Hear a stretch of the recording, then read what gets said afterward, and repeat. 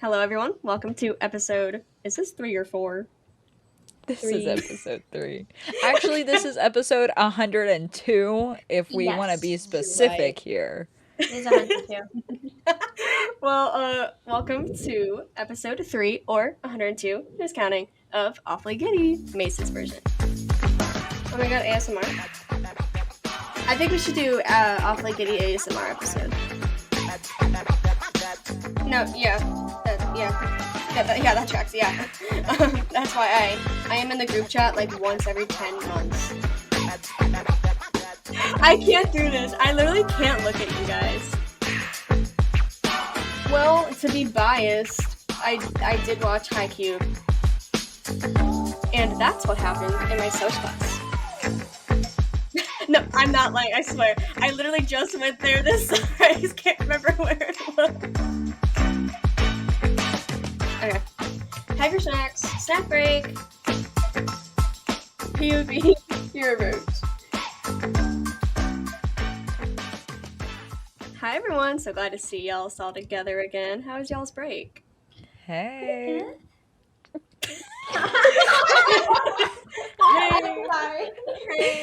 Hey. Did y'all do anything fun over break? Anything interesting? I built a PC. Ooh. That was fun. Yes. Explain. Yeah. I bought the parts for a PC and I built it. We love a DIY. We love a DIY. Put that CPU in there, cram that RAM in there, Cram get that water RAM. coolant in there. Ram. Beautiful. I thought you meant sheep.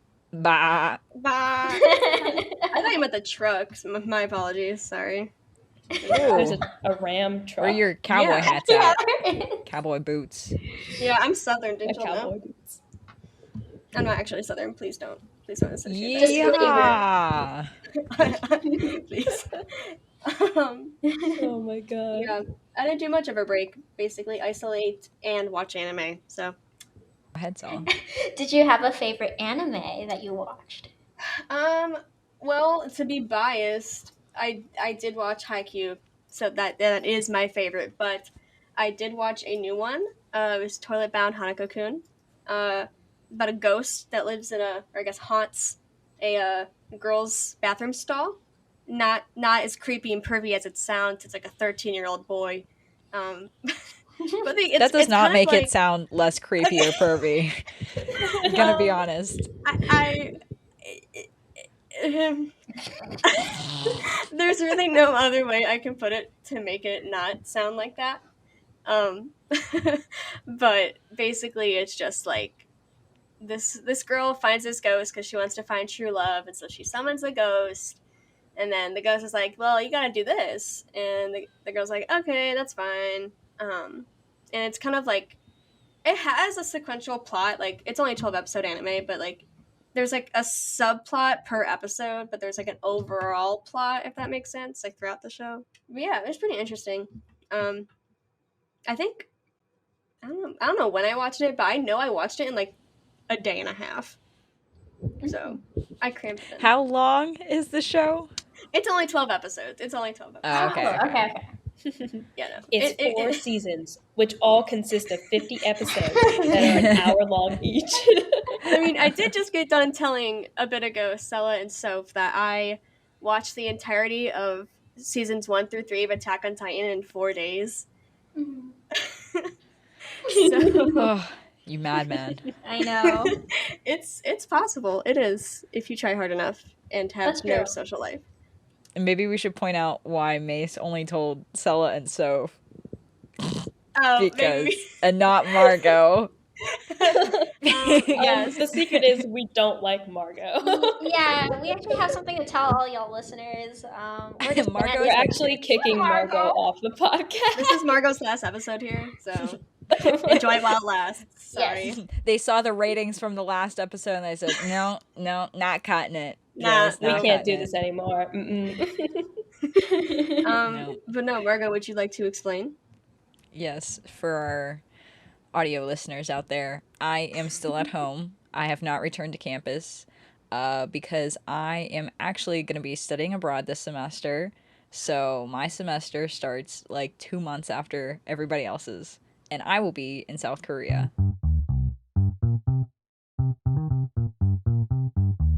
I have kind of a not really spontaneous question, but kind of. It's not really important. It's just an introduction.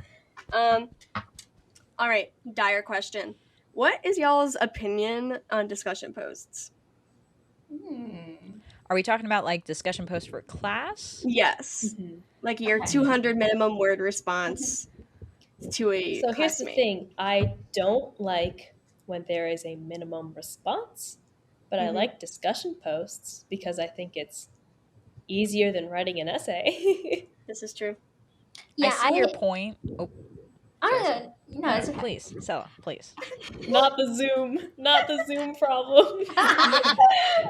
Oh, I was just gonna say I agree with that because I like discussion posts, and I think they can be really important depending on like, especially on the topic and what you're discussing in class. But I don't like when there are like requirements for like reaching a certain like word limit, or it's like super lengthy when it's like just a discussion post. Like it Mhm. shouldn't have to be lengthy. You can Mhm. get your point across concisely. So that's why I'm not a fan of when like professors do that. But overall, I think they're good, and I feel like sometimes there's drama. Like there's a little beef in class, and I think Oh that's yeah. such a great way to stir the beef. That's true. 100%. That's true. I was gonna disagree. I was gonna little add my own little beef to the to podcast here. I don't know. I don't like discussion posts, but I do agree with the fact that it's better than an essay. But it's like when I see them, and then I see that there are like 100 other people that have posted, we all just start saying the same thing, and I'm like, I have nothing else to say. I don't know. It just Mhm. it disheartens me to read Wow. all of them. It's a big I word right there. That's a very valid feeling you have, Margot. I agree. I empathize with No, yeah. that. Thank you. Yes. I would wake I am up like disheartened. Oh, sorry. no go ahead. I am disheartened by the fact that I must be a screen to you. Yes. No, yeah. Like I get anxious that like if I do have a topic or something or an answer to whatever that is similar to like another student, they'll be like, "This doesn't count." So I like wake up at the crack of dawn to answer it. So I'm the first one. I'm like, Oh my no. goodness. No, see, because my teacher did pull that. She was like, no, this was too similar to the other students, so you're not getting credit. And I'm like, so silly and dumb that I like struggle with putting my words into like putting my thoughts into words. So I wait for people to post and then I make sure that I'm like good. I'm Mhm. not one of those, I can't be the first one. That's like trying to be first in line, and that's also stressful. This is true. So, The good thing about colleges though is like you can, depending on the class, it really depends on the class. You can just say something, and then if it kind of sounds like you made sense, and you used content from the class, you'll be okay. So I have found. Oh, that's a perfect segue. Oh my gosh, look at me. And that's what happened in my Soc class last spring semester. I was in, yet again, another that has never ended, Haikyuu Supremacy. And I mentioned Haikyuu, I think, every episode so far. Maybe, who knows? we love a consistent Yes. consistency. I'm consistent very plotline. consistent in that regard. And others, maybe not. But this one, pretty consistent. So in this discussion post, I was like, you know what? Because I don't like discussion posts that much, I'll make it into something I find interesting. And so I decided to tackle with Haikyuu. And before we get into it, let me give a little summary, if I haven't given one already, of what Haikyuu is and what it's about. Something that I mention sometimes is that it's hard for me to sufficiently or accurately describe things I enjoy because I just start going off and I still don't tell what said thing is about. I'll just dump random stuff. Because I am bad at describing things, I stole the little summary that is on the back of every volume of Haikyuu. So it says, ever since he saw the legendary player known as the Little Giant compete at the National Volleyball Finals, Shoyu Hinata has been aiming to be the best volleyball player ever. Who says you need to be tall to play volleyball when you can jump higher than anyone else? Boom. That's basically it. So it's a story of determination, trusting in your abilities, and defying the impossible. Or, simply put, the triumphs and defeats, epic highs and lows of high school volleyball. You could also, I'm not even gonna lie, that's basically what it is, sadly. Yeah. You're probably like, Riverdale, okay. animated. No, literally. Haikyuu, also Sorry, known were as we not just going to name Riverdale. drop that show? How No. do I censor it? Keep that out, editor. Editor? Editor, stop. But yes, now don't fret. I'm not just gonna sit here. Well, maybe I kind of am talking about 2D volleyball, but I am gonna dig a little bit deeper with it. So, can someone take a guess of what I'm gonna say? Could it possibly be a discussion on viewing the relationships and interactions within the storyline of Haikyuu through the lens of social class structure?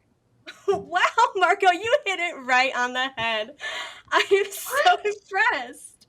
Wow. This is when she gets extra credit. What can I say? Class. I'm just a star student. Wow, amazing. Well, you heard it here, folks. That's exactly what we're going to talk about today. And now you may be wondering as well, okay, dog, it's volleyball. How serious can it be? And like, yes, perhaps that is true a little bit. It is just volleyball. But some of the inferences and connections that are explicitly mentioned within the story, they can get a little deep if you use your little noggin. So that's what we're going to do. Hold on, Mace. Let me grab my submarine real quick as we dive deep. Oh my god. This is a mistake.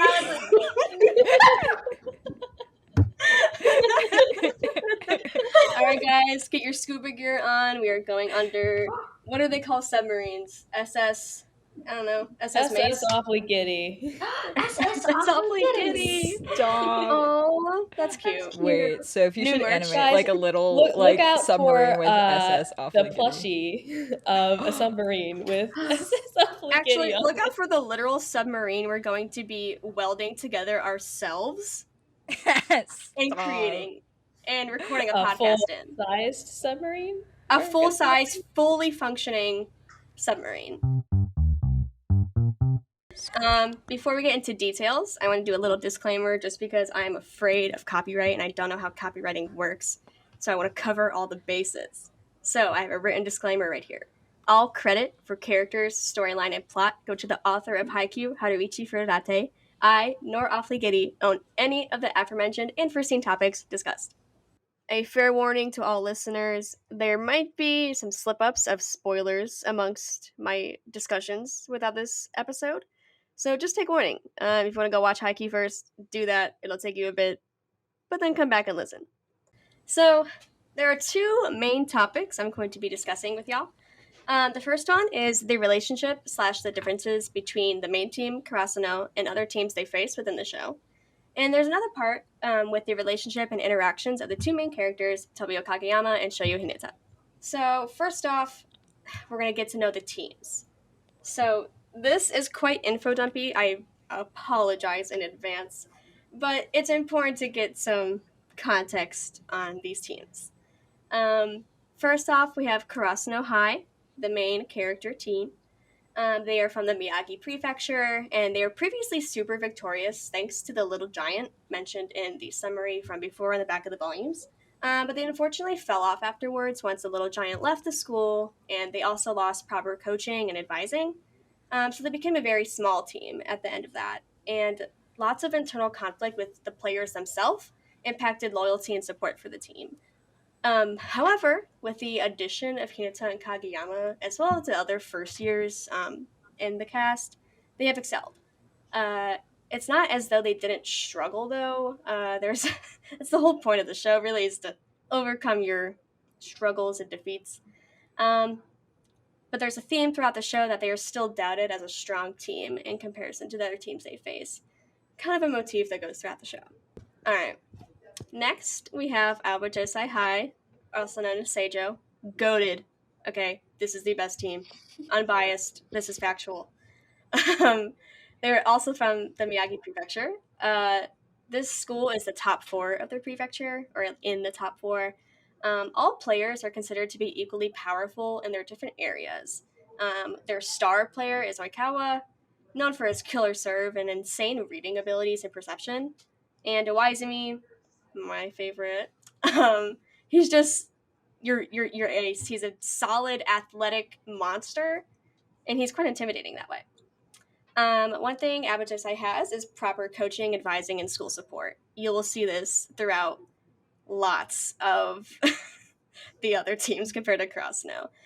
Seijo was Krasno's first trial with their new skills against a tough team using their new team members. So it's a pretty good measure of how they were doing so far in their success. Next school is Daitech High, also from Miyagi Prefecture. They are known for their insane defensive line. Their school is nicknamed Iron Wall because of this. They are the highest successful blocking rate of the entire prefecture. Again, pushing their nickname of the Iron Wall. And this Iron Wall is created by players Ione, Futakashi, and Kokonagawa. This team, again, proper coaching, advising, and school support. This team also has a stellar fan chant. Let's go, man. That's the best one. I cheer for this school. No, that is very true. Wait, can we add there's a copyright? Go, go, let's go. And that's all I'll do before I get copyrighted. Okay, whatever happened, Haruchi, for that day you didn't hear anything. Alright. Next, we have the big guys, Shiratorizawa Academy, hence Academy. They are a private school in Miyagi Prefecture, capital of Sendai. Enrollment to the school is extremely difficult, usually requiring extreme studying or some kind of sports scholarship, so their team members are expected to be quite stellar. They are an absolute powerhouse, top 8 in Japan for years, and undefeated in the prefecture alone for literally generations. Their coach, Washijo, has an emphasis on pure ability and strength, especially height. Ushijima, one of the top 3 aces in the country. Before we go any further, ace, technically, it definitively is the person who scores the most points, but it's usually like a wing spiker and like your biggest, scariest person on the team, basically. That's what it's kind of often. And they also have Tendo, nicknamed as the guest monster, kind of your main guy for read blocking, which is basically your blocker is able to read where the spiker is going to hit the ball without having to assume they kind of know, if that makes sense. And again, motif of proper coaching and whatnot compared to Crossnote. Next, we have Nekama High, also one of my favorites. They are in, I hope I pronounced this right, the Nerima Ward of Tokyo. Hopefully that's correct. Destined rivals with Karasuno. Because of this rivalry with the previous coach Yukai Sr. of Karasuno and coach Nekamata of Nekama. Nekama are known as the Cats for their flexibility and solid receives and digs, also just because Nekama. Kuro and Kenma are kind of your top 2 players. They're good at what they do, but they both have one thing, as well as the entire team, is intelligence. Kenma is extremely perceptive, and he remains calm because he's not connected to the game like others, and he reads people's eyes specifically. So he's really hard to, I guess, trick. And Kuro, again, read blocking king, also super intelligent. And again, proper coaching, yada yada.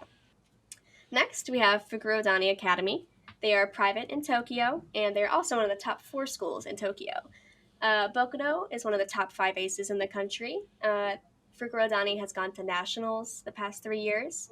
Top players are the aforementioned Bokudo, as well as Akashi.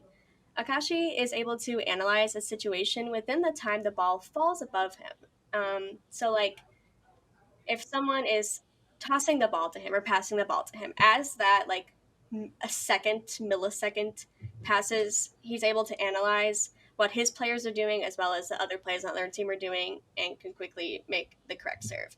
And along with this, he works well with the team's ace, Bokudo, because Bokudo, a little unreliable in some cases, not in all cases at all. But Bokuto can get beat down really quickly, but however, he can get built up just as quick. He thrives on success, attention, and adoration. Um, Basically, he likes when he succeeds, and he doesn't like when he doesn't succeed. Very a simple-minded man. Again, overall, Fukurodani has proper coaching and all of that fun stuff. And lastly, now this isn't the only teams that Krasno faces in the entire show. This is the only ones I want to discuss further.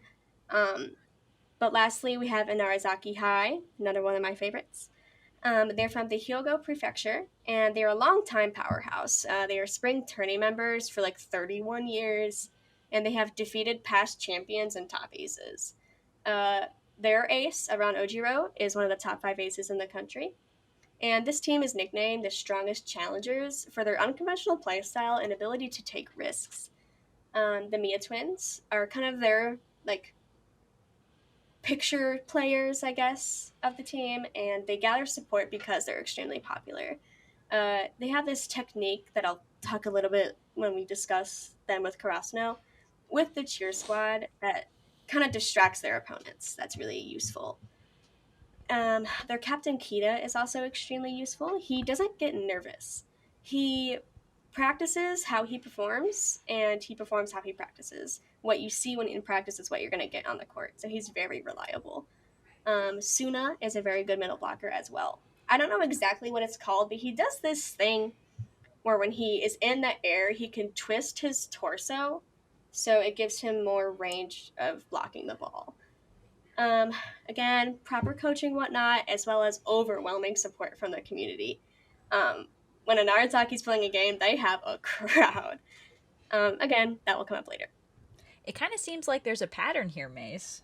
Yeah, there is quite a pattern. There definitely is. I will touch on that just a little bit because I don't want to repeat myself like I just did for the past 10 minutes. So I will touch on that. But now, before we get into the nitty-gritty of the conversation, again, another preface. I'm not a pro when it comes to social class. I took 1 semester of sociology, and this is what I came up out of it.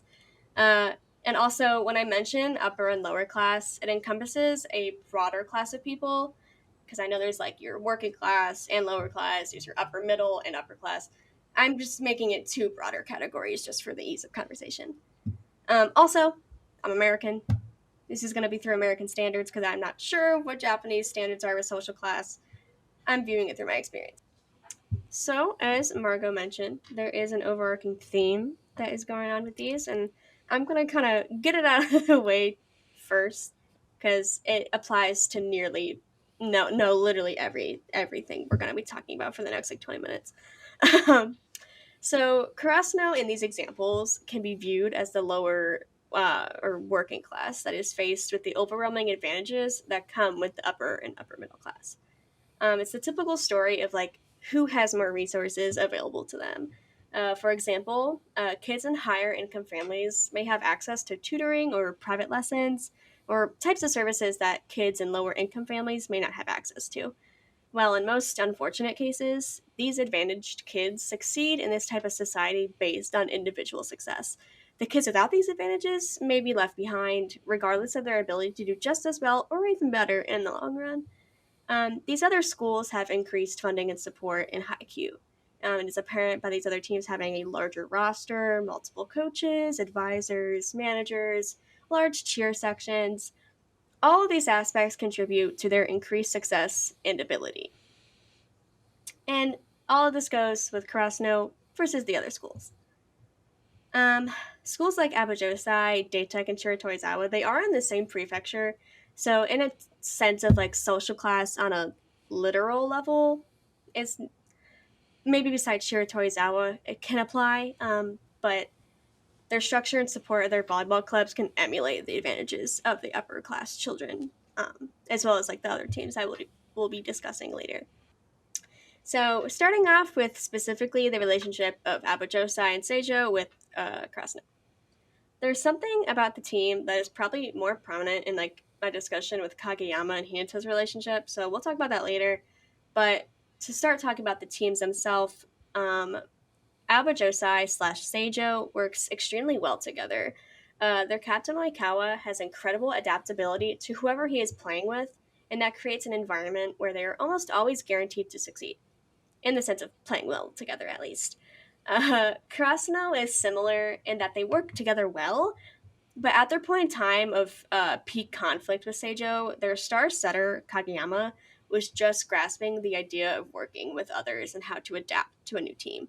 You could say he basically lacked the ability to at this point in time. But that's just for that point in time specifically. Now, where social class can fit into this picture is the concept of having the social connections and or financial support to follow you as a backup.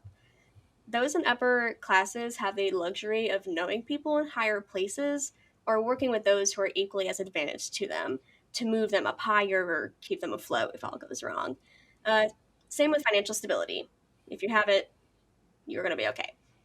If you come into a tragedy, you have your financial sources, no need to be concerned.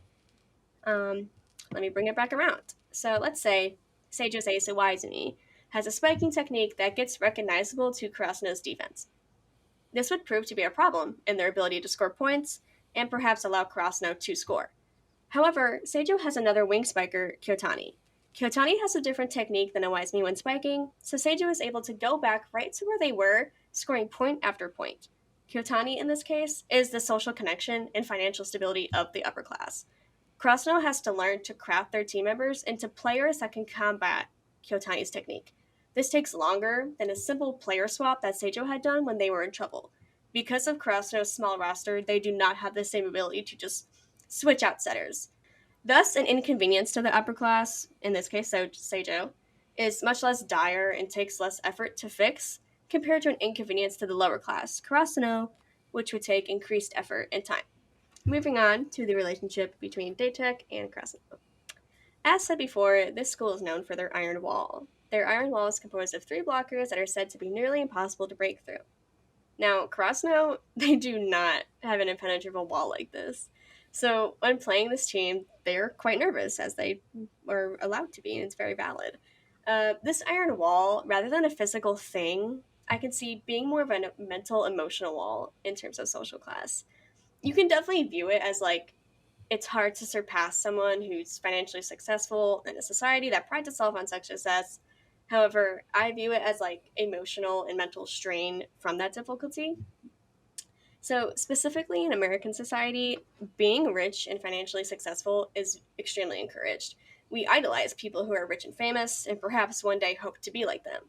Those who don't fit into that bracket are seen as lesser by default. Those in the lower class may often have a lower sense of self-worth and lower confidence because of their distance from this goal.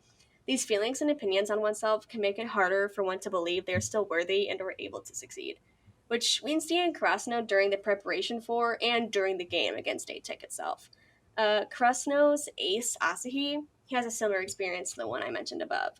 Due to his past failures against this iron wall and his insecurities with himself, his vision of himself as an ace deteriorated and made defeating Daetech seem impossible. Asi, in this case, can be seen as the lower class, facing the mental aftermath of social denunciation from society and the upper class themselves. However, with practice and learning to trust himself, he gets over his fears. Now, with specifically Shiratorizawa and Karasuno. Now, I previously mentioned that Shiratorizawa is like the school of Miyagi, super hard to get into. Everyone there is just good at what they do. They're an absolute powerhouse. Now, this volleyball team is focused on pure strength and, more importantly, height. Their coach, Washijo, is super short, so he's obsessed with height and he likes all his players to be tall. To Shiratorizawa and the coach, height is power. And with Karasuno, having an extremely monstrous team like that isn't their strong suit. Regarding social class in this scenario, it comes down to financial position, right? Similar to the example with Daetech, having money is seen as having power in society and obviously defines what social class you're in, obviously. So if you don't have money in society or in societal standards, you are not considered to be a strong presence. Being rich, having money, isn't as simple as many people with money think it is either. You can be born into wealth, like in Shiratorizawa's case of having players that are tall. height isn't really something you can control, whether having it or not having it. And of course, Shuri Torizawa has Usujima, very tall and incredibly strong. A force that is so intense that no matter what way you look at him, it's intimidating to be on the other side of the net as him. The aspect of biological advantages like height in terms of volleyball is the reason why Shuri Torizawa has been successful through generations. Some things just can't be beat. And this is what scared Krasno so much, that their team was lacking in quality as definitive as height. So going up against a force so vital to volleyball seemed impossible. And to bring it back to social class, there comes to a point where other attributes of a person may not hold a candle to the power of money. Hard work, determination, luck may not be weighing up the same. And it's kind of a cold hard truth to say that, but in reality, it's more often true than not. Those with money will quote unquote win. Even if a team has incredible setters, good teamwork, or good defense, something like height is an undefinable quality.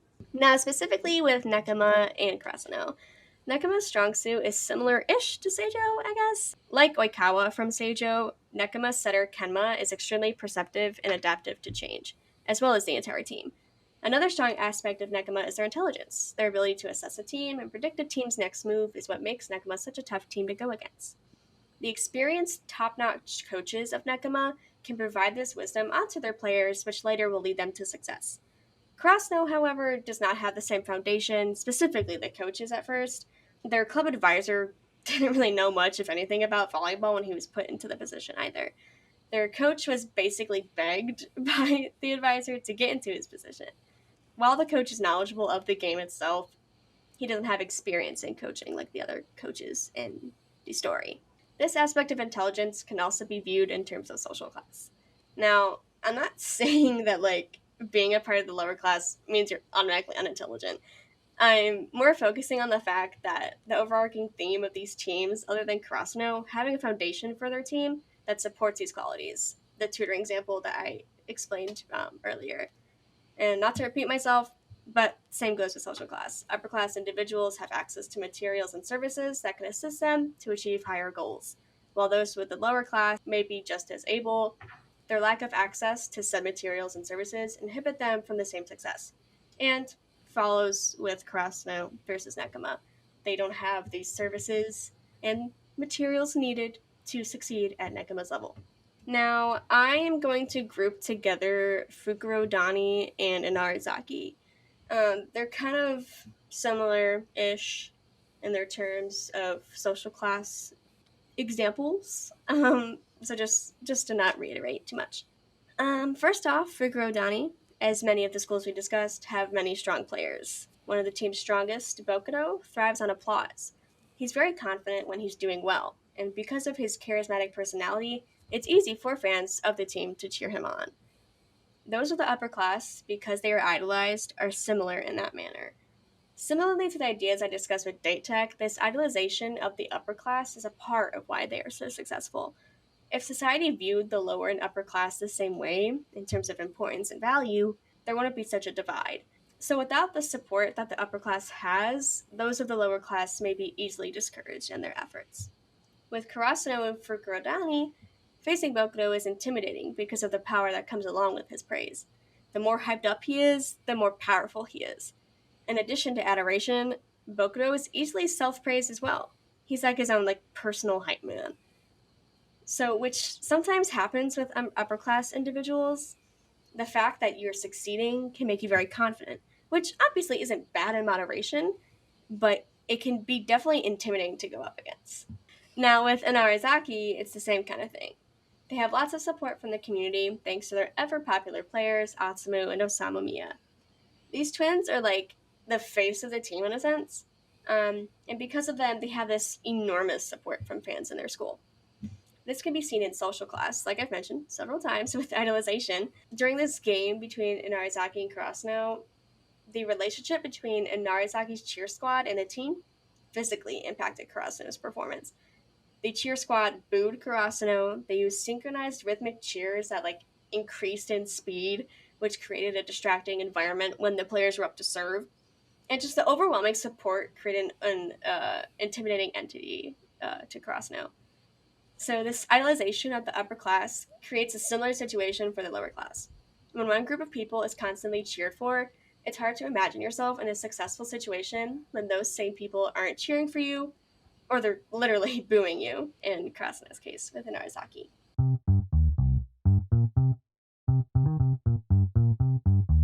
So that was a cute little uplifting, maybe, question mark, break before we get into it. This next topic, I should say, one of my favorites to talk about because I feel like it's just, I don't know, I just love these two guys. And before we get into the implications, whether that's like literal or more out of the box sense differences in social class between Kagiyama and Hinata, I want to give a little bit of background on both of our characters of interest. I need to know, what is that signaling? Because every time I said Ushijima, you went Strength.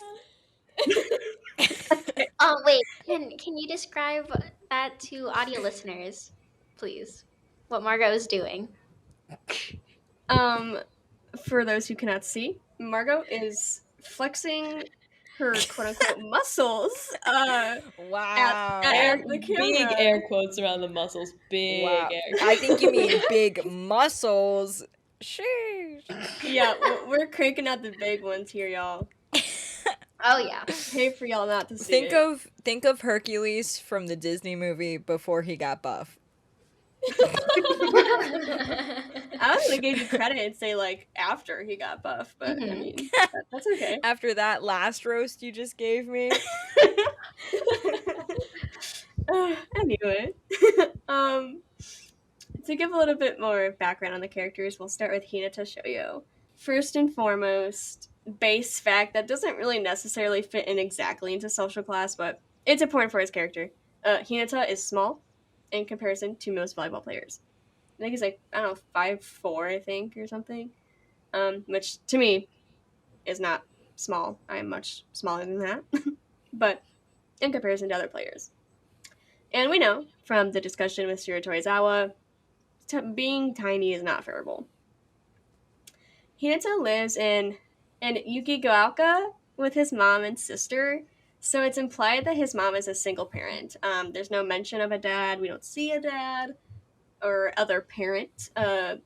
So we will presume that his mom is a single mother. While in middle school, Hinata was inspired by a video clip of The Little Giant and decided he wanted to pursue volleyball, specifically be a wing spiker, specifically the ace. His middle school boys volleyball team didn't really exist. The school didn't have the student involvement nor the faculty support for one to be created. Though our man Shoyo was like, nah, I'm going to make this happen because I wanted to. And so basically he practiced with himself on the women's community team, like basically like YMCA vibe, up until his third year of middle school. And overall, Hinata had to teach himself and keep himself motivated as he had no teammates, no coaches, no advisors, nothing.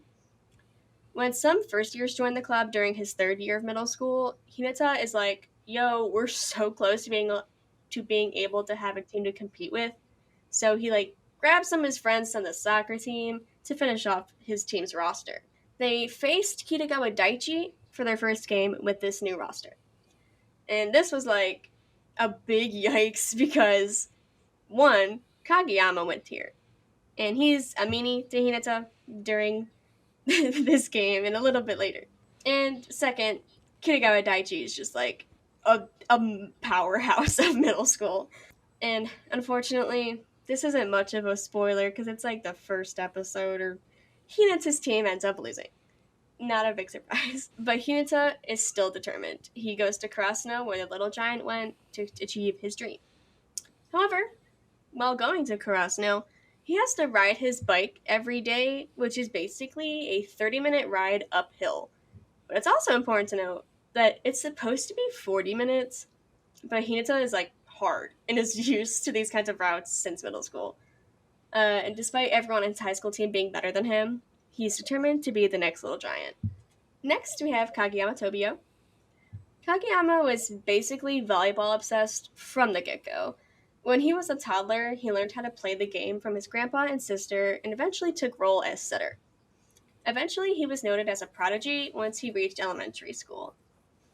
Kageyama went to middle school at Kitagawa Daiichi, where his skills excelled basically all of his other team members' skills. And for multiple reasons, Kitagawa Daiichi is basically the Seijo or Abajosai of middle school. They're extremely good and lose only to Shiratorizawa Junior High. And funny enough, most of the team members, literally like 4 of them from the middle school, end up going to Seijo for their high school choice. And this is why, when I mentioned before in the discussion with Seijo and Kurasuno, why this match with Seijo and Kurasuno was so intimidating for Kageyama, along with the reasons I'm about to discuss right now. Kageyama's skills and his inability to cooperate with others and understand emotions led him to be labeled as egocentric, arrogant, tyrannic, earning him the nickname King of the Court. Kageyama failed to identify how these attributes of his personality affected others, which led to one incident during a game where Kageyama set the ball and no one went for it on purpose. And despite most of the crowd populace assuming this nickname and the treatment of Kageyama during the games was just because Kageyama was too good, it actually wasn't only just because of that. And so this affected Kageyama through the rest of his high school career.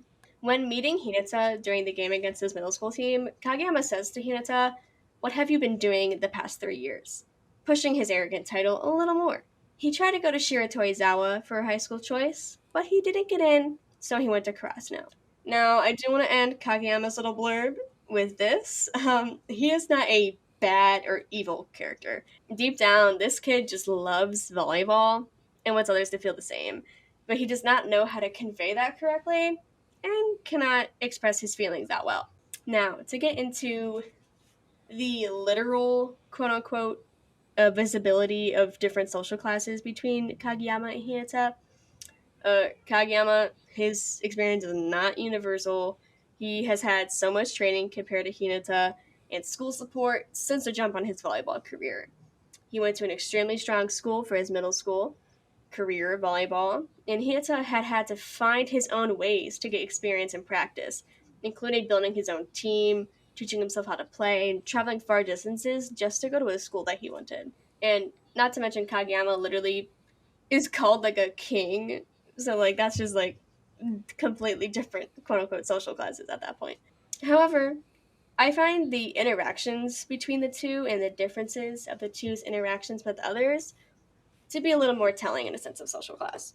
Hinata is extremely determined and will do whatever it takes to achieve his goal. He will work with anyone, and to be honest, he wants to work with everyone. He believes everyone has something valuable that can make him better at volleyball or be a better player. He's used to not getting his way or things not being handed to him. He's used to working for what he wants. Kageyama is not the same. We see this with his relationships with his previous team members on Kitagawa Daiichi, and how he reacts to his new team members on Kurasuno, including Hinata. For example, him saying, "What have you been doing the past 3 years?"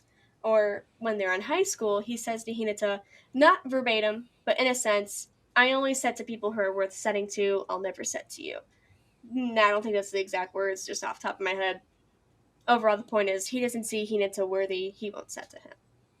So basically, he does not work well with others, and he isn't willing to try. However, despite that, Hinata works and works to get to Kageyama's level, because he truly sees Kageyama as someone he can work with. He loves Kageyama's sets. Hinata is extremely athletic, and he can run and jump extremely high, so he's a fan of Kageyama's quote-unquote tyrannic sets. And because Kageyama's sets were so fast, even though his teammates, besides Hinata, necessarily didn't hit them, he wasn't willing to change the speed of his sets or the height of them. The other team members had to work to hit them, in his eyes. And you're like, okay, great. They're two different players. How does this relate to social class?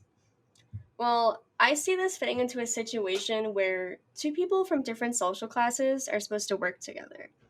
Someone from the lower class, in this case Hinata, is used to finding roundabout ways to achieve things, goals, whatever it may be. they are used to working with a wide range of people of different abilities. The lower class is used to working hard for what they want to achieve, and not many things are handed to them. For upper class, however, in this specific example, is more like the top 1% kind of upper class. In this case, it's Kagiyama. They are not used to not getting their way, working with those who they deem as inferior or having to experience defeat before success. These are all foreign ideas to them. And this can create a tense relationship where the upper class realizes that cooperativity, creativity, determination, and hard work are things that the lower class excels at, but the upper class, not so much. So, overall, Kageyama and Hinata's rivalry can emulate the tension of the different classes being forced to work together, or where the upper class is lacking and they finally realize it. Now, to make my spiel ending on a happy note, I want to mention this. Like I mentioned before, Hinata and Kageyama's volleyball skills are extremely compatible. Hinata is extremely athletic, as I mentioned, and can run and jump extremely high, especially for his height. And despite Kageyama's previous disgust with Hinata, they go on to achieve great things as a spiker and setter duo. Because Kageyama has quick, fast, and high sets, and Hinata can run fast, jump high to reach these sets, and Hinata, as he says to himself, will never miss a ball that is passed to him, because he didn't have this luxury of being passed a ball in his past. So he will work with Kageyama and whoever he has to work with in order to achieve that goal of his. So, in theory, there might be a chance where, if maybe the classes can work together at some point, we could have a nice, cute little consensus and live happily ever after. Maybe, let's hope. We'll see about that, though. But thank you for listening to my long, long spiel on Haikyuu and social class. But Yay! I do have a question for y'all. Do you all have any media, any type of media, that can be related to social class similarly to Haikyuu? It's a good question. Good question. Good information too. That was a lot of good information. Yeah. Thank you. Mm-hmm. I really like your comparison of that second half too. Thank you. Something that comes to mind, at least for me, is Stranger Things. But specifically season 3 Stranger Things, because there's this, we have that like little subplot, right, with like Nancy Wheeler, the older sister, and Jonathan Byers, the older brother, pretty sure, right? Yeah. And they're at this newspaper journalist, they're being journalists, you know what I mean? And they take this risk, which eventually like just about gets them fired. I'm not quite sure. It's been a while, but essentially they're almost fired. And for Nancy, this is because Nancy like kind of stood up for women. Not to so she stood up for what she believed in, and they argue about this. Nancy and Jonathan later argue about this in the car, because Jonathan's essentially like, just take it, we need the job so we can work. And Nancy's like, no, I need to make a stand. And this kind of comes from two different points of views, because they're both right, you know what I mean? Like, Nancy has a right to try to stand up and try to make things better for herself, but Jonathan also has the point of where they need this job. But this is because they're speaking from two different points. Nancy's family, if you remember from the show, she comes from like this nice 2-story house, 2 parents, you know, kids are all, you know, looking nice. And then Jonathan comes from, you know, the single floor, you know, mom's working double shifts, all that, you know, working family, single parent family. And so from Jonathan's point of view, he has to, you know, make sure it doesn't matter what they do to him, he needs the job so he can get the money. But from Nancy's point of view, she's going to have that support so she can afford to make a stand and to make a point. I remember that. That is good. Yeah.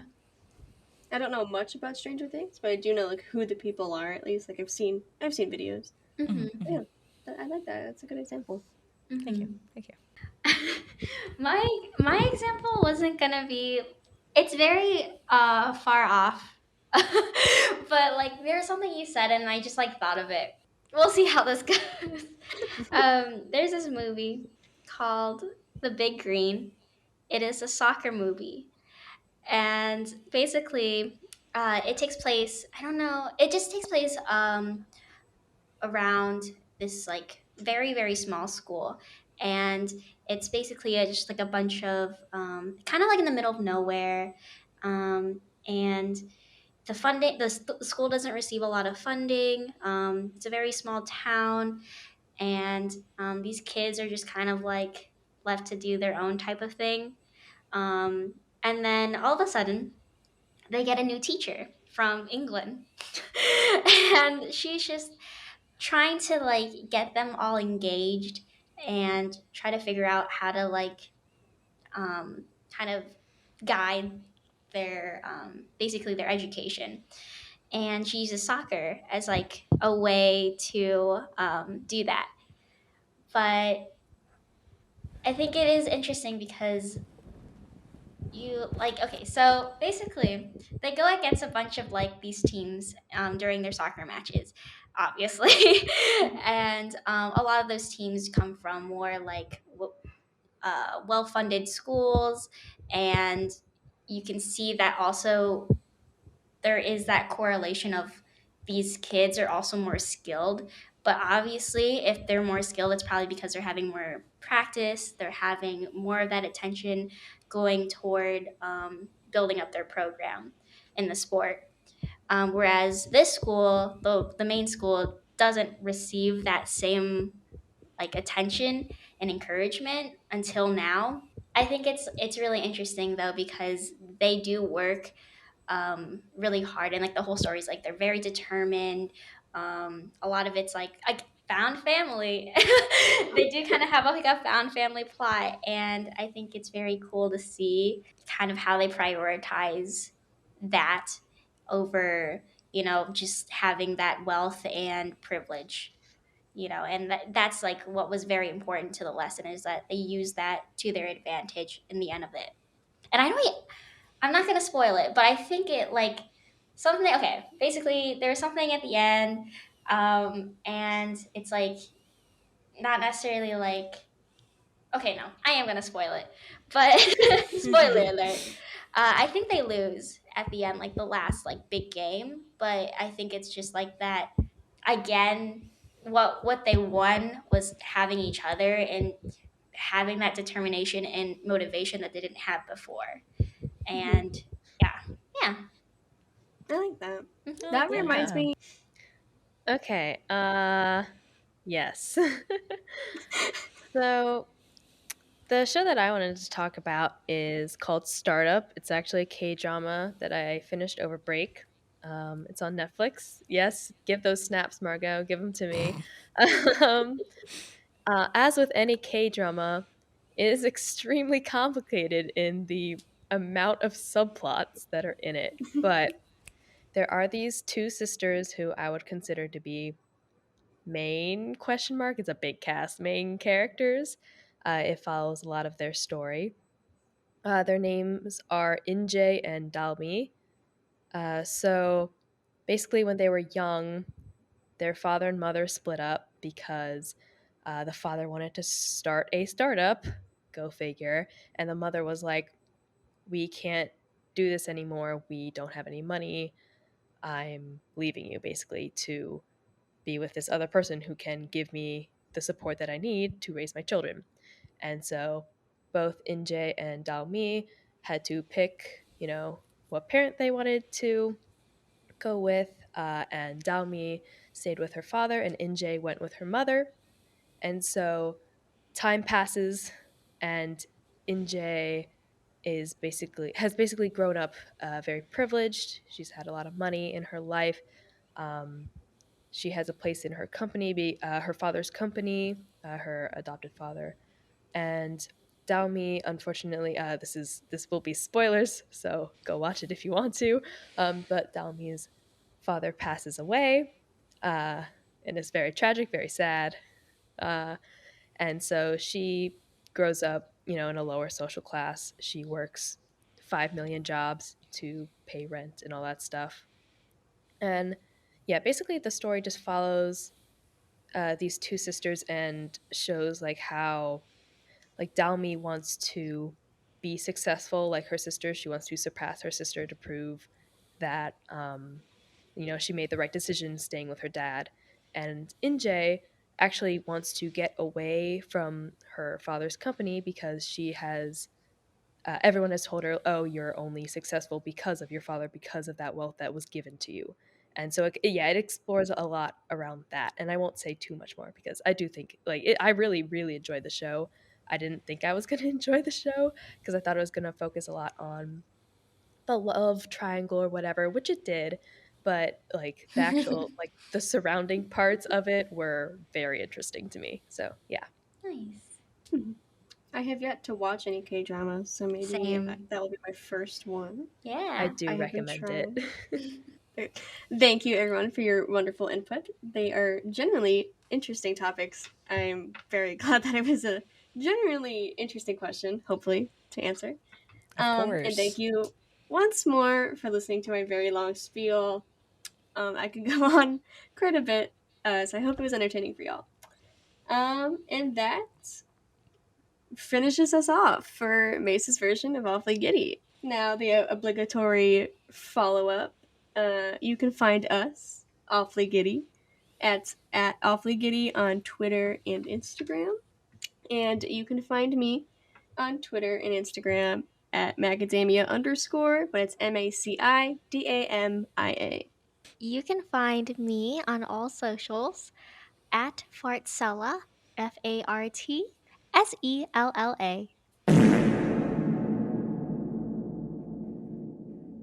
And you can find me on Instagram. I am at _Reedia. That is at _REEDIA.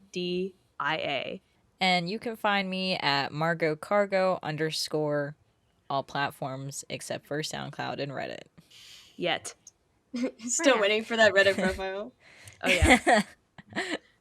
Thank you all for listening to another episode of Awfully Giddy, and we will catch you in the next one.